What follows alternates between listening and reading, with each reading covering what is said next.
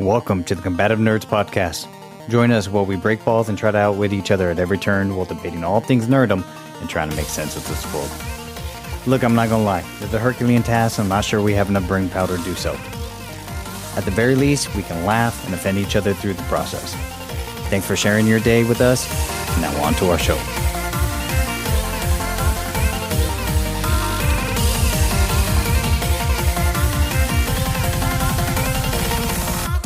Hey everybody, this is Raiderlance coming to you with Fighter2Wizard5, also known as Will Tap for Food. We are starting off. Remember, brother, this is an audio podcast. You can't see your facial reactions. So, you got to throw out the expletives. He's holding his face and not going to be able to let that one down. All right. I said you fucker under my breath. So we are two good old friends who beat the shit out of each other for over a decade. Sound about right? And we both discovered that we're nerds and we like to fight verbally and kind of physically, although we're not that good at it. Hence the we'll tap for food. I'm better. Well, better now, but wait, I'm old. I had to stop training. That's the only way you could catch up with me. Quite honestly, that and I quit. Hey, any port in a storm. So our goal is to connect, try to make sense of this world while talking shit, breaking balls, probably not cussing as much as I just started off with, but we're going to have a explicit warning because I have a potty mouth and I like to rant, and that's going to be it. I am not an audio engineer. There will be a lot of uhs and mistakes on this podcast. We hope that you can hang in there with us. Hopefully we can make you laugh while offending you, teach you that things aren't that serious, lighten up. And at the very least, if you need a humility check, go train some jiu-jitsu, get tapped out, and you realize to not take things so seriously. So here's the way we're going to play. I'm going to do my best to offend you while making you laugh.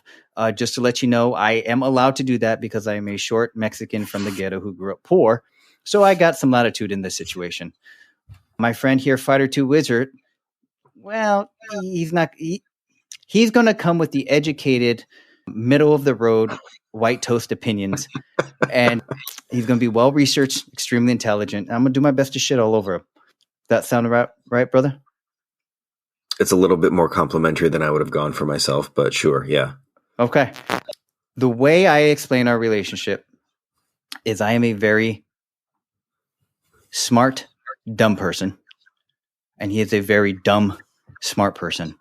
So for those people out there who like verbal sparring, you will get a fine lesson on how to use verbal jiu-jitsu and outsmart smart people.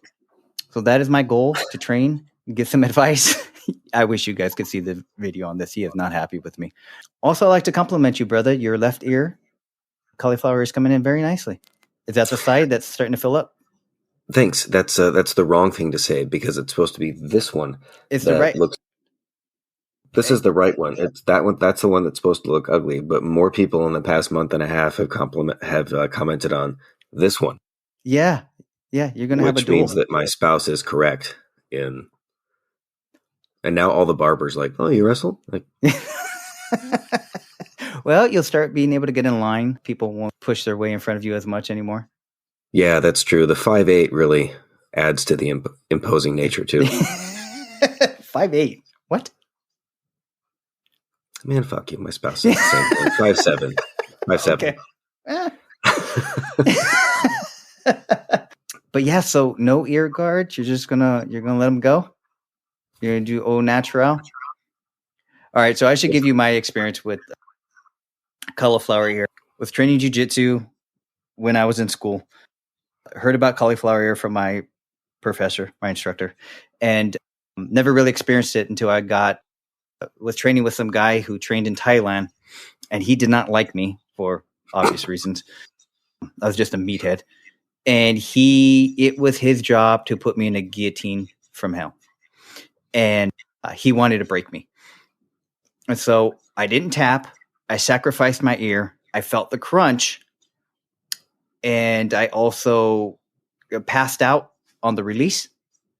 So I was kind of dizzy for about 3 days. Or I should say lightheaded. And after that, couple things occurred. One, I earned his respect, and he was always cool with me after. He would actually help me with my stretches, my butterfly stretches. And then two, that ear became susceptible to chronic cauliflower ear. And I took the Joe Rogan approach. I said, screw that. And I started wearing ear guards despite looking ridiculous. And that was it. I got it one time. It blew up. I definitely should have had it taken care of. It was on the left side. And then another time when training Krav, I actually retore it and it flattened it.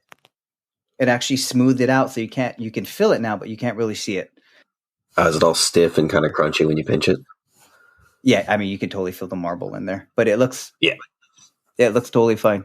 And my wife was not a fan. So I was a baby where you have the much more respectable Dumbo ears. Does it affect your hearing or will it?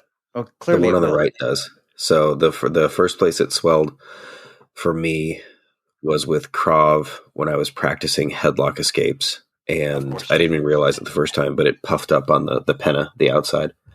But then it went away. I also sliced it and bled it out. I'm going to stop you there because I actually think you have your history incorrect. The first time you got cauliflower ear was when I posted my knee on your head and turned for the armbar. Oh, that's fair. Yes. I actually have a picture of me the next day after I'd sliced my ear with a razor blade and pushed grossness out. I was so proud of myself for having cauliflower despite how I got it that I took a picture of it. I'm like, yeah, I'm a man. The one on the right affects my hearing a little bit, and it really affects that I cannot wear a headphone on that side unless I like smash it in there. Jam it in there. Yeah. I mean, yeah. I would think it's a champagne problem.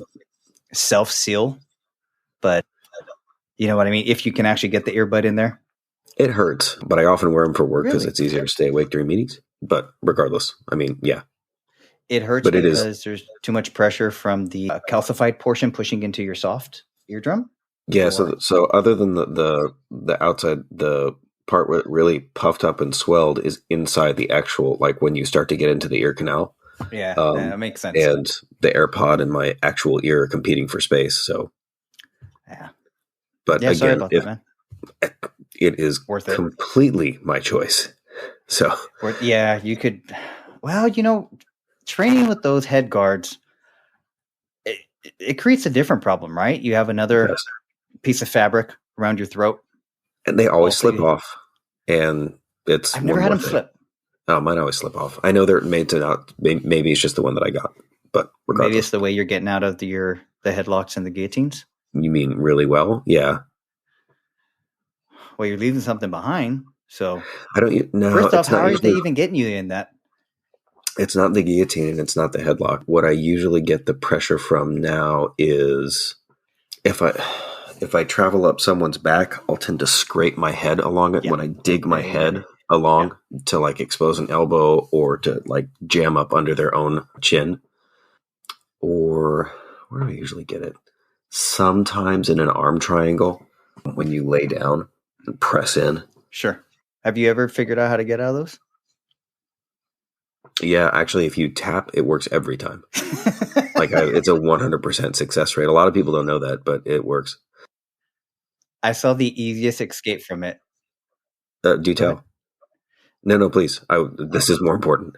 It's what do they call those in Aikido? The backward roll. All you do is you do a backward roll. So you're prone. No, you're not prone. You're on your back. Yeah, someone's essentially side control, right? Yeah, huddled on you. Okay, you are usually trying to scramble to your side to kind of just get that arm out. Okay, Don't do that. Throw your legs over your head, almost like in what do they call that in yoga? Cobra, where you throw your legs over your head. I call that Tuesday. And then, and then you just roll out of it. Yeah, I don't know. I don't know if I've ever tried that defense. I don't often get. So I don't. Okay. Yeah, I'll have to give that a shot. Yeah, I don't get arm in or head and arm chokes very often anymore, whether because I don't go for them or because I don't effectively put someone toward putting that arm. I mean, that's a pretty rookie mistake. Yeah. So I don't get those that much.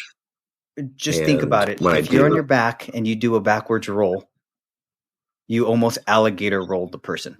Yeah, now, that's if fair. they're posted up on their knees as opposed to splayed out, if they're splayed out, you're gonna do a gator roll, almost like when you're trying to get them in anaconda. But if they're up on their knees, hunched into a ball, the way you're supposed to when you're doing the head and arm, I can't see you taking. Oh, see, I spread out if I'm doing a head and arm. I'll get super low and dig with my head in, and then spread out almost like a prone shooting position. So from my understanding, there's a trainer online. If everybody go check this guy out, his name is Trav. I think it's like fightnow.com or something. One of the only few trainers that's online who's legit. I took his head movement course, as you can attest to. No, he's great. He's awesome. Funny as hell. Anyway, so what he said is if you splay out with your head and arm choke, right? Uh-huh. You're only putting, so I'm 170 pounds. You're only putting about 50 pounds of downward pressure on the person during the choke. If you bring your knees up to their head, almost like you're getting not a crucifix, but you're going to cover over just the arm that you're choking. Now you can put downward pressure of about, I would be able to put 100, 120. So you're almost fetal positioning over them while doing the head and arm choke. I'll have to try that. Actually, this morning, so the guy that was teaching this morning, he is a very sort of slow, grindy, but just awful pressure game. He's really, I like rolling with him. Sounds like Kobe Covington, who just wears you out. His first instructor was in Barstow. What's that awful town between Vegas and LA? Barstow, what is it? Bakersfield? Bakersfield. It was Bakersfield. Okay. Barstow too, but yeah, it's Bakersfield, and it's a big name. But I can't remember what it is. Anyway, yeah, he's a couple stripe black belt that teaches in the brown belt that teaches in the mornings, and he doesn't even do submissions usually. He just teaches concepts, and one of them was like generating pressure from still that splayed out, but like angling your hips and just again concepts. But I'll have to try that. Like I said, I don't get head and arm chokes that much anymore. But they're a low percentage, right? For higher level people. Yeah, but man, if you get them in if you get it in deep, it's an unpleasant experience. You know why I like it, right? It's fucking demoralizing. Not only that, that's one of the few. Okay, so I would not recommend anybody who does jiu-jitsu to do this with an RNC, rear naked choke, because it's just creepy. But if you do this with a head and arm choke, it's glorious. When you're over the person and their legs are just kicking and flailing, you can just go shh. Oh yeah, right in their ears, and you just it's good night, and that's the best part of it. That is creepy. Yes, yeah. Anytime you can. If you did it in an RNC, that would be pretty creepy. It's creepy in the. I mean, yeah, I get what you're saying. Actually, another guy was just talking to me. He wanted to work on his head and arm choke, and I was like, yeah, okay. And specifically, he wanted to work on. So I mean, like the basic defense is answering the telephone. Yeah. And he wanted to work on the counter to that, which is just wrist locking the person, which is just nasty. Excuse me? How do you wrist lock the attacker? So the defender. Oh, okay, sorry. Yeah, so I put my hand here. I'm putting my own wrist on the ground, and I'm putting it in the position where you wrist lock someone anyway. So you just pretty much hover your chest over the elbow. Oh, that sucks. And their wrist is trapped between the mat and their head? It sucks. Oh, what a dick move. Yeah. I like it. Yeah, I do too. Unfortunately, I don't train wrist locks. Most of the people at the gym do. So it's been and I'm not smart with jiu-jitsu. You probably don't flow like that, right? Because you're supposed to transition from a head and arm to either an arm bar or to that wrist lock. There's a lot of places you can go from there, especially if you get their shoulders off the mat. But yeah, no, it's because I don't train them, I typically don't see them, and that's just something I have to answer with my own training. But so I'm pretty susceptible to them. I understand some of the concepts. I'm like, nope, you can't have my elbow. Nope, don't put it there. But anyway. I've always been a sucker for wrist locks because it's just one of those things where you tap immediately and you're like, okay, if that was a real fight, you know, I don't know if that would be a game ender, you know, like if you break someone's arm, if you tear their Achilles heel, if you choke them out, if they pass out, that's fine. If you get someone to yelp from a wrist lock, Well, I mean, then that goes into the, like, yeah, you're wrist locking me, but it's not like you don't have other weapons that come into play at that point.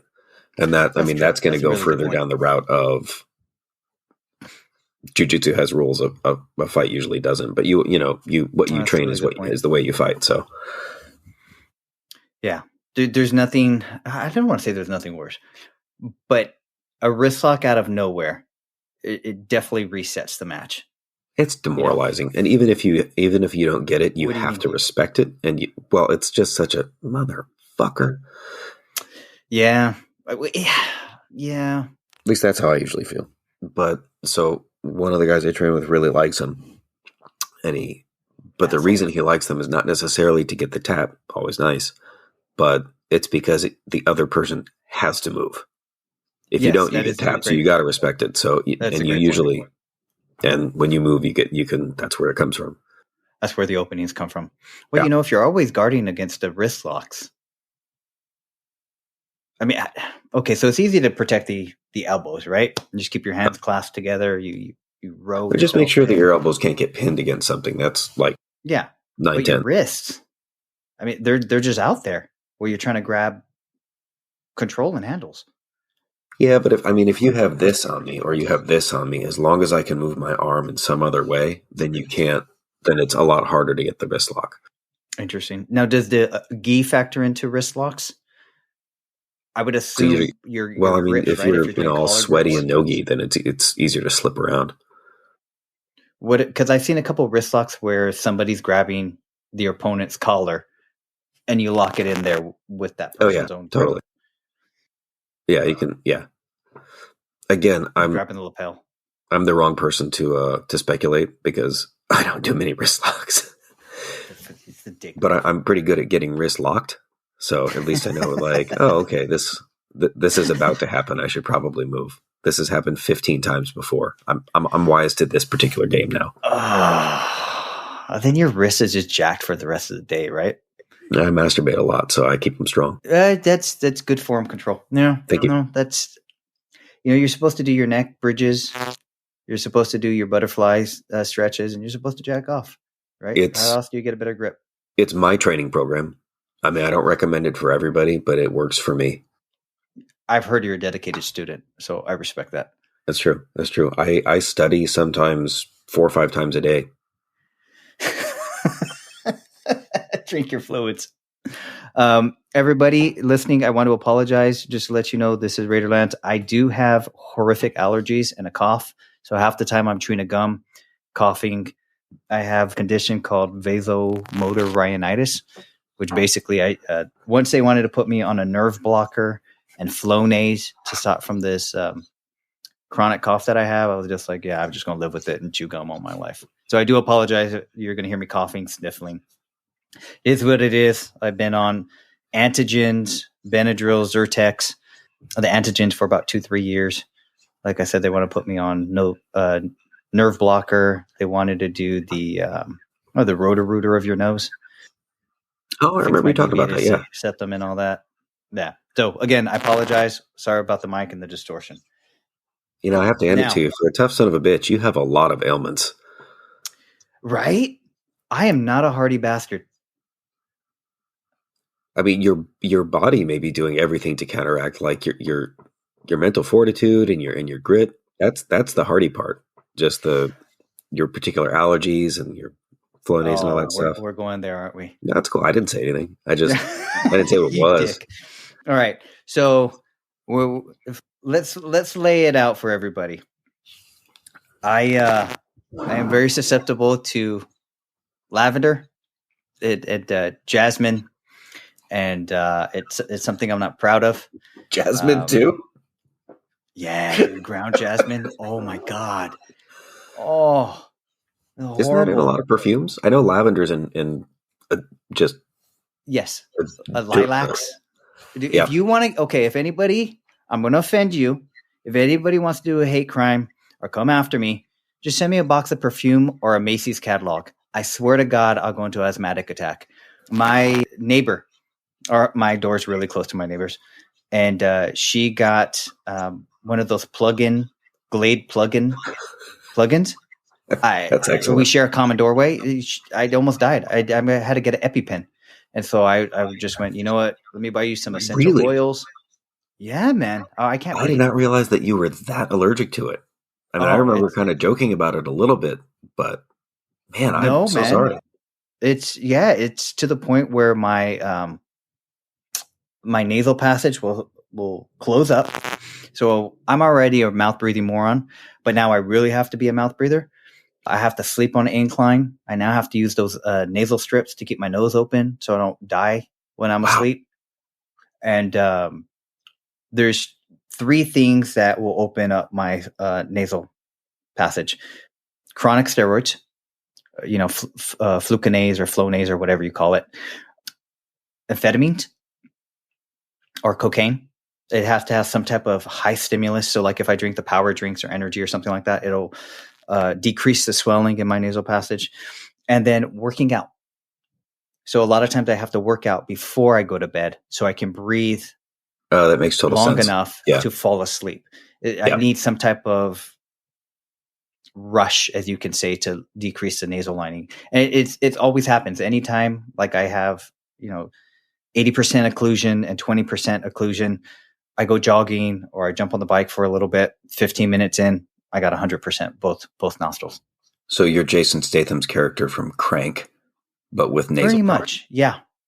I like Marvin Gaye. He's a great singer. It's fantastic. I couldn't believe when I watched it, especially when the Chinese couple was cheering. It was glorious. I don't know what we're talking about. The sex scene where he has public sex with his wife. I do not know. Alive. Oh, so I've never seen the movie Crank. I've just seen the preview enough to make a joke. I thought you were talking about Marvin Gaye having sex in public with his wife, and somehow 2 Chinese people were involved. I apologize. Clarify to the point. In the movie Crank, Marvin Gaye comes on, and he's in public trying to get stimuli from his wife so that he can keep on staying alive. And the best part was with the I think they were in Chinatown or something like that. They're just sitting there watching them going like, "Oh, good job. That's awesome." That makes a lot more sense now. Yeah, I apologize. So what was this subject you wanted to rant about that I would just be quiet and hang my head in shame? Brinks security systems, you assholes. This is my bone to pick. Let's also, this is how we're going to play. Podcasts, typically we want to keep them around an hour. We rant quite a bit. So maybe an hour and a half, but we know that could be kind of long. So what we're going to do is we're going to do A side, B side. A side is basically me complaining and ranting. And then B side is where FighterWizard is going to come with a well-researched, well thought out argument or presentation. And then I'm going to shit on it. That's again, a little bit much, but thanks. And so today the topic is Brinks home security and why they're assholes. All right. So here's my experience with Brinks. I had LiveWatch. Got my alarm system through LiveWatch, the company. Got an old Qualsys system, and I got a Simon XTI. With LiveWatch, they send it to you. They program it for you. You stick up your sensors. Everything's cellular now. Hook it up to your Wi-Fi. You're good to go. It's automated. All right. So they did a great job. They got bought out. Got bought out by Brinks. These jerk-offs decided that once they got my contract on my 3 account, they're going to systematically raise my rates by $3 to $4 over the next year. So I've been with Brinks since 2014. So here is why I will no longer be serviced or monitored by Brinks. One day they say, hey, 4G's coming out. We got to send you a new communicator on your old system. Okay, sounds good. My house is kind of like an East Coast. So I live in Southern California. My house is kind of built like something on the East Coast. Bottom floor is going to have retail space with a separate entrance.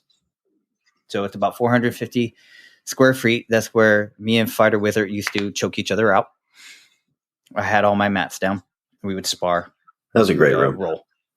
It was awesome. I miss it. So it has its own independent retail space. You go on the eastern side of the building.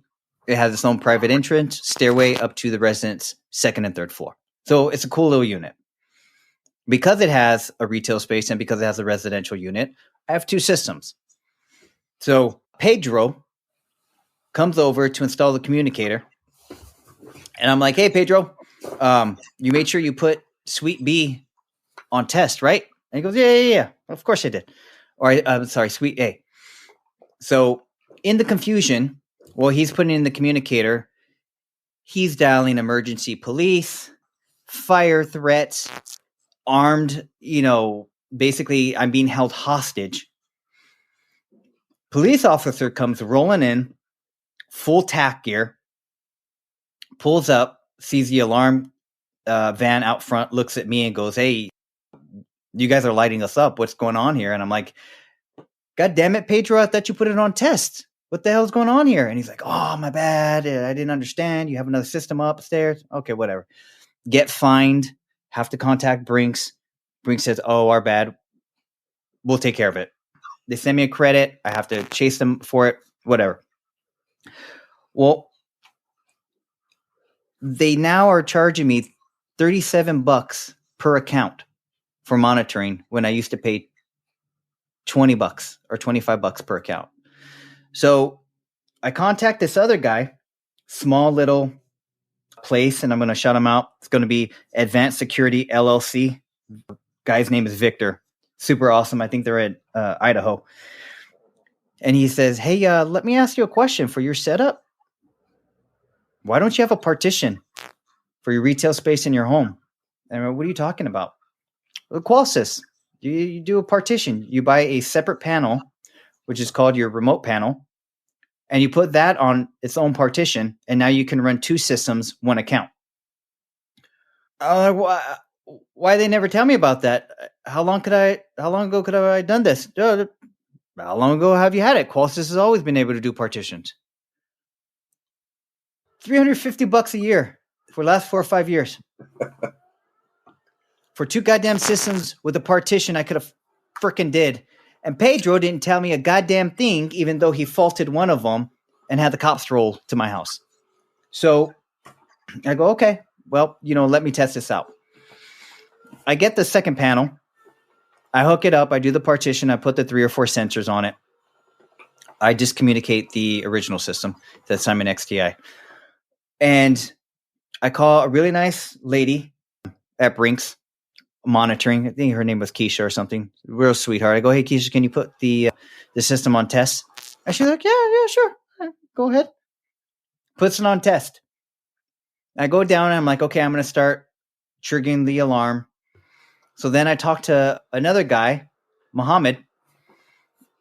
And this time I went to tech support. I went, hey, tech support, I need you to tell me if the panel is communicating the signal once the alarm triggers. He goes, yeah. I go, can you tell me if the system is put on test? I go, no, it's not put on test. All right, can you put it on test for me? He goes, yeah, I'll put it on test. Bad attitude right from the jump. Acted like I was bugging him. Puts it on test. I go, okay, here we go.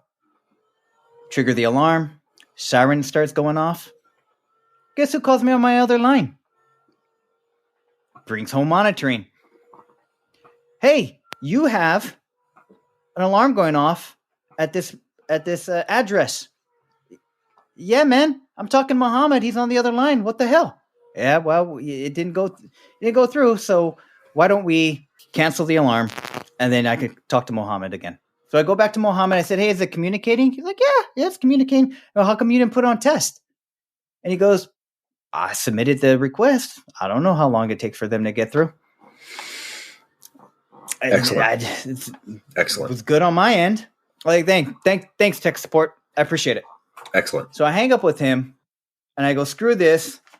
I'm calling Advanced Security LLC.com to do my monitoring.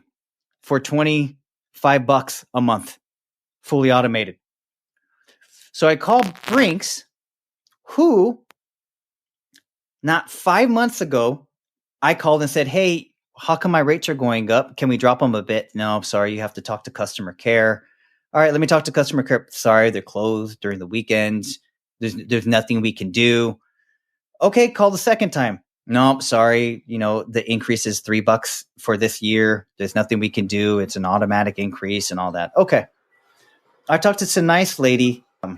I think her name was Sandra, Barbara. Let's go with Barbara. Barb is a good, probably phone lady. Barbara, name. Nice. But she was another sweetheart, black lady.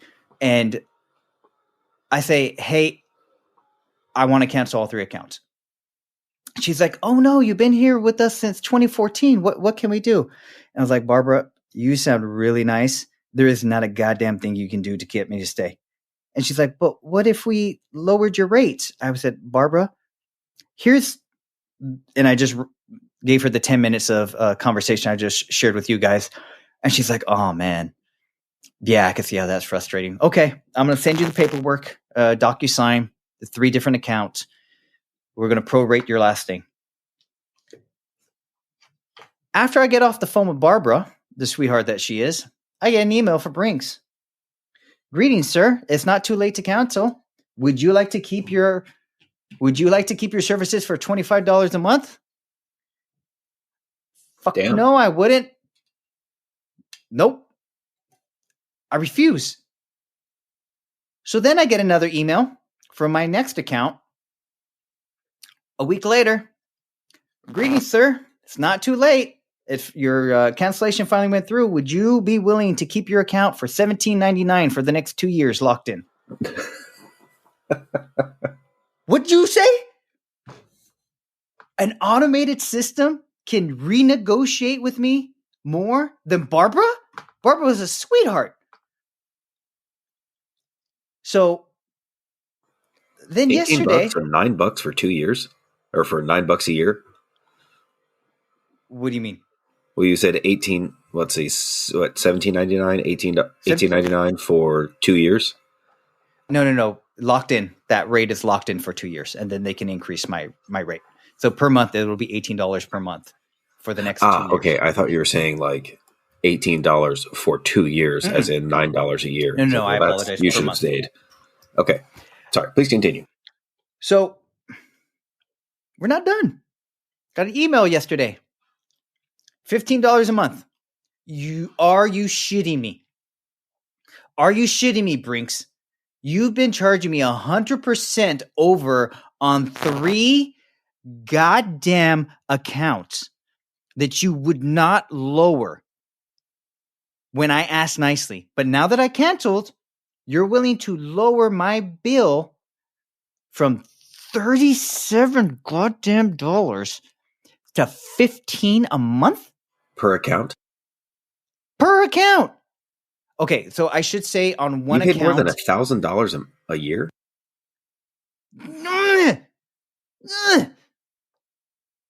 Shit, man. I'm paying $37 on 2 accounts. Okay. Then I'm paying $20 on my mom's account because for some reason they didn't hook her up with she doesn't have automation. I think it's called interaction where you can arm. Paying near $1,000 a year. Okay. Yeah, $1,000 for monitoring. They just said, hey, yeah, we'll do it for basically half of that. Solid. And I didn't need the 3rd account, apparently. I only needed 2 accounts. Right? Because now I have the partition.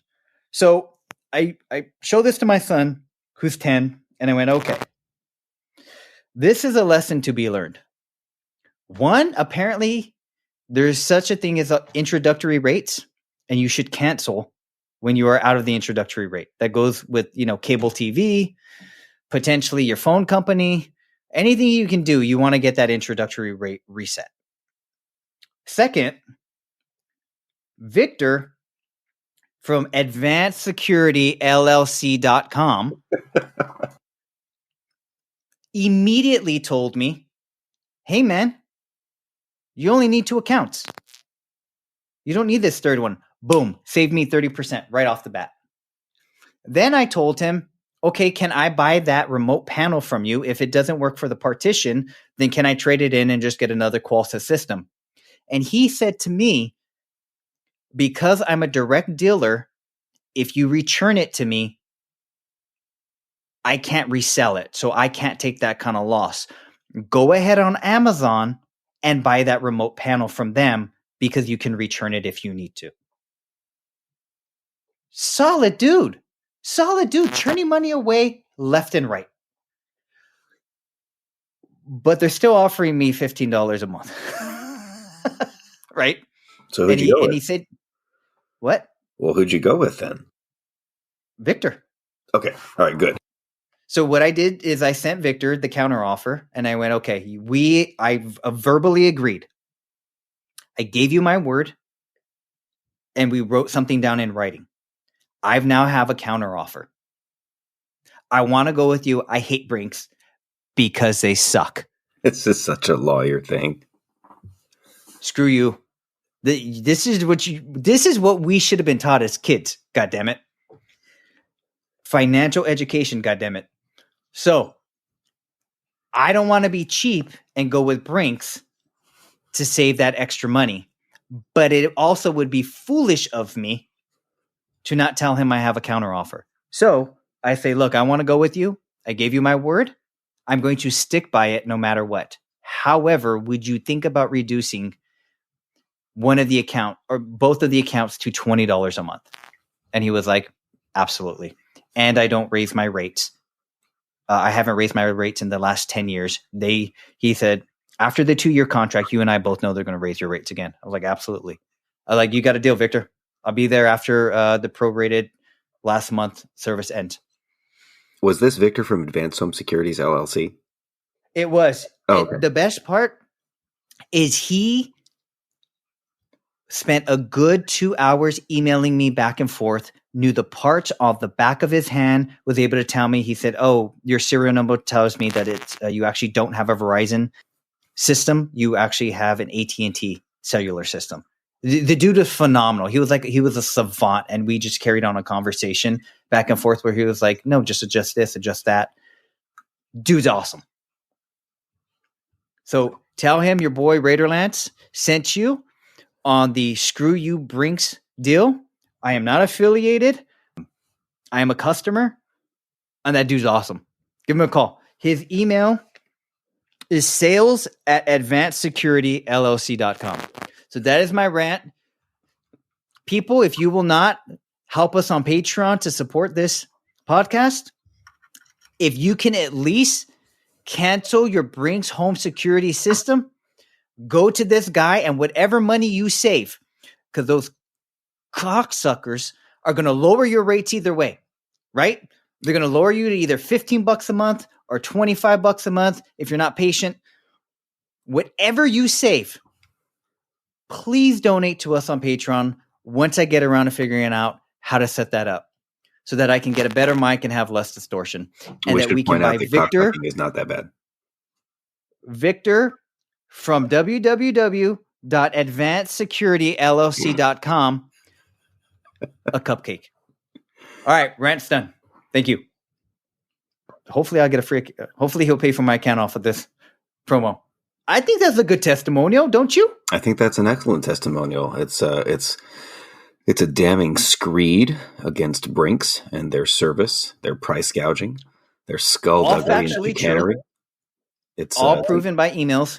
It's truth is the ultimate defense. Again, a very lawyer thing to say. Yeah. Here's the other thing.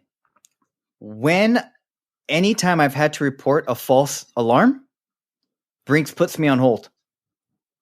You go into their phone tree.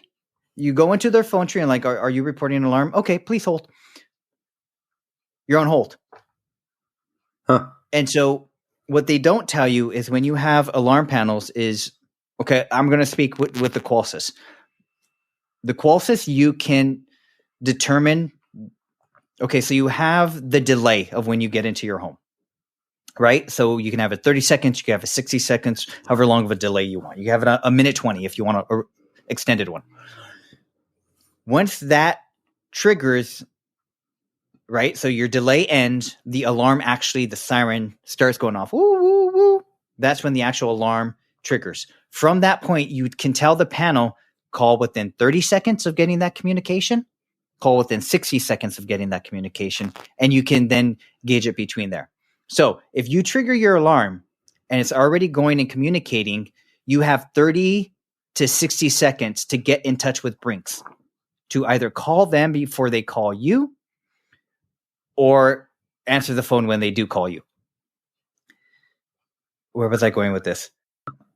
If you call them and you're on hold, it's going to take them usually more than 30 to 60 seconds to respond to you to turn off the alarm. Once they don't get that message from you with the canceling when you give them the code or your password to cancel, they're calling the police. Fantastic. It's all automated. Now, per city ordinance, so I have to get in the city I'm at, I have to buy a residential alarm license. I'm allowed 3 false alarms per year. After that, I start getting fined. Now, Brinks got me fined because they did the emergent one, where you basically where I'm held hostage or I'm calling the police because of some, the special buttons that they have on there. Yes. So those are the emergent. I forget the name that the city calls it, but it's an automatic $100 fine if you accidentally press that. Okay. So my point is, you get enough false alarms, man, you're going to start racking up $100 fines. And with Brinks, you don't have enough time to call. Or you better pick up your phone, or you better program your panel to give you a little extended delay. So screw everything about Brinks. To whom does the fine go? The city? The homeowner. Or Brinks? I'm sorry, not who pays it. To whom does the money go? The city? Brinks? The city. Okay. The city, yeah, because they're supposed to fund their police department with because you're diverting resources, right? Sure, I understand that. Does Brinks get any of it? So I'm wondering about No. Was there legislation that was behind that to where, yes, the police get money, but also it is in Brinks's favor to have that in place? I wouldn't know about that. I wouldn't think so, because when I had my issue, when I got the $100 fine from the city, I immediately contacted Brinks, presented them the day, the time, the work order, and that their contractor had to call tech support and put in a special ticket to all that. So they had all the evidence of it, and they paid me. They essentially credited me 3 months on my account, which roughly broke up to about $100. The problem is they never told me that they awarded me the credit, and I didn't log on to my account, so I didn't see that credit. So I don't see how Brinks could get a kickback, essentially, is what you're saying? Not a kickback, but if they had so it's cynical, I guess, but it's not out of the realm of possibility. If you pay $100 to a police department of some sort, that money would never have gone to the police department had the Brinks home security alarm not triggered. And if I'm Brinks, I could present this as a revenue stream for you, but I'll take 10 cents off of every $100, etc. I'm sure it wouldn't be that. I think so. But anyway. That would be pretty bad if they did, but I don't. Brinks is so big, and clearly by what I've just laid out, they have shady business practices. So I wouldn't put it past them. Yeah, I don't know. It's just being cynical. I don't have Brinks. Yeah, so I would go with the guy I just recommended multiple times. I've also heard Ring is pretty good. Ring's okay. Actually, no, go ahead. Sorry. Well, they have a lot of sensors. I don't like their panel because it's just a new alphanumeric panel. But I do know you can, of course, hook up all the cameras, and I'm sure your phone is your actual display or your actual panel. It can be, but the statistics behind Ring aren't really well researched nor well published, and Ring is quite aware of that. And also, Ring is naturally it's trying to sell you the camera. Their statistics are not matched by crime statistics in the same area, nor are they nor are the sources divulged by Ring itself. It's just me telling you, like, oh, it's 75% effective. Do you have any numbers to back that up? You don't need them. It's 75% effective because it is. What do you mean by effective, as in crime prevention? No. This is a hypothetical. It's just me saying. It's just me presenting a hypothetical line that where I can. It's easy to lie with statistics. You know. Yeah. No, that's a good point. Because they always sound good. I will say I am a bit of a nerd, and I'm sure I'll do a little offshoot on this podcast about home security and the effectiveness of hardening your exterior and making you a less attractive target. Meaning by just putting alarm stickers up on your windows, just by putting the extra little spotlight, trimming the hedges, putting a Ring doorbell, you significantly decrease your chances of home break-ins. And you then put yourself in a situation where it becomes the people you know, right? If you're posting on Facebook, your itinerary, if they've been to your house and they check your sensors and they check where your blind spots, then those are going to be the people who are hitting you. So it's the people you know, the contractors you let in. Where if you just have a couple cameras, a couple door sensors, people see shock sensors on my door and they're like, well, I'm not knocking. This is why I've broken into your house 7 times successfully. I doubt it. 4. Okay. Yeah. That sounds more reasonable. Yeah, 7 just made me. Space, I was trying to make myself sound good with 7. 4 realistically. I mean, there's a reason your Transformers went missing. I mean, there's a reason why you need a ladder to get to the second floor. So I need a ladder to get in the first floor window. Eventually we're going to have to do video, because if you go look at the death glares this man gives me, we're the same height. It's fine. We're the same. Yeah, 5'6". I'm not 5'6". But in fucking 20 minutes, haircut. In 20 minutes, we're going to be like 5'2". Well, you this haircut. This is not my fault. I explained that adds an inch, easy. I'm not even spiking it. I went to this woman. Not going to call her out because she's very sweet. I explained to her what I wanted, which is exactly the same thing that I got last time, and I even explained it in the same way. And I got this haircut. Now, the problem with this is that A, I'm 41, and B, my daughter goes to the same barber, and she cut her hair exactly the same way. So now I have the same haircut as my 5-year-old little girl. I noticed that. I was like, why are you... Yeah. Did you intentionally shave her sides? Or? So she likes that haircut. She wants a side shave and wants to grow a mohawk and wants to look like Captain Marvel. That's reasonable. Yes. I do not want to look like Captain Marvel. I would prefer to look like someone who's, like hip and professional, cool and professional, not Captain Marvel. Brie Larson. Yeah, all power to Brie Larson. I don't have like that much like sweep, but yeah, big fan of the movie. I think she delivers on the part. She's a little bit of a muted performance, but regardless, I don't want her haircut. Pretty unlikable, isn't she? Have you ever seen her interviews with the rest of the cast? I mean, she does not get along well with Thor. True. I have seen a few of those interviews, although it's always a biased sampling because usually the headline of the interview or the headline of whatever webpage it's on, like Brie Larson gets destroyed. Brie Larson is super awkward. So you'll never find like Brie Larson and Chris Hemsworth discuss blah, blah, blah. I know nothing about her outside. Usually I find that I disenjoy learning more about the actors that perform. And this isn't really fair to them because they're humans. I don't enjoy learning more of who people really are from things that I like, because I find that who they are personally may detract from the performance that they give, because I'm no longer able to suspend my disbelief. If someone's a stoic knight on screen and then I see them in an interview and they're this like super performative, actory, florid person, and I'm like, oh, well, you're not, and this isn't him, but like, oh, you're not Sandor Clegane, the Hound. Yeah. I'm not talking about that actor, but no, it makes sense. It's Rory McDonald. What's the actor who plays? I can't remember. Steve Rogers. What's that guy? You shut the fuck up. Like that man's name is Chris Evans.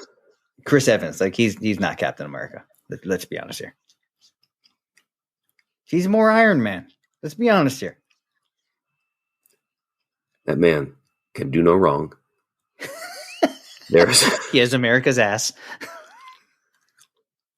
He has America's everything. There is nothing wrong with anything that man has ever done. And yeah, I will stand by that. He would make for a better. Robert Downey Jr. is a perfect. Well, yeah, no, it's true. Yeah, he is perfect Tony Stark. Yeah. Well, he made an arguably second tier Marvel character into something that, into a pop culture, not a pop culture icon's a bit strong, but into a pop culture force. I would agree. I mean, look at what they're talking about Elon Musk as being Tony Stark now. But Icon's strong. Icon is Captain Kirk. Or okay. I'm trying to stay away from Star Wars. Lady Gaga or Michael Jackson. Those are icons of pop culture. Iron Man is not that, even in nerd culture. I don't know. I can't see it. The camera's blurry. What is it? Is it Iron Man? Abstract Iron Man that glows in the dark. Okay. Well, see, you're a little bit biased. Okay. Okay. I mean, you're Brinks Home Security trying to sell me more security. Dick. And you took Chris Evans' name in vain. So. Okay. Fair enough. We are 53 minutes in. I think that was a very nice A side.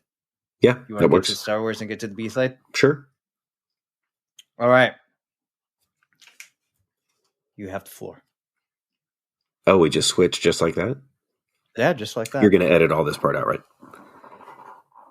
Probably not, but... Oh, come on, please. You can cut out the middle. You can also probably cut out my part about where I... Chris, if you ever hear this, no. Just know that reach me. That in this household you have two very big fans. My daughter thinks you're super cool, but she's not a fan on the level that her parents are. That's it. That's our show. Join us next time for episode 2. But quite honestly, I have no idea what we'll be talking about. Please do us a favor, like, subscribe, comment, share this podcast. And once I get around to it, check us out on our socials. Combative Nerds on Patreon, Instagram, Facebook, LinkedIn. You know the deal. Thanks for hanging out with us, and we will see you next time.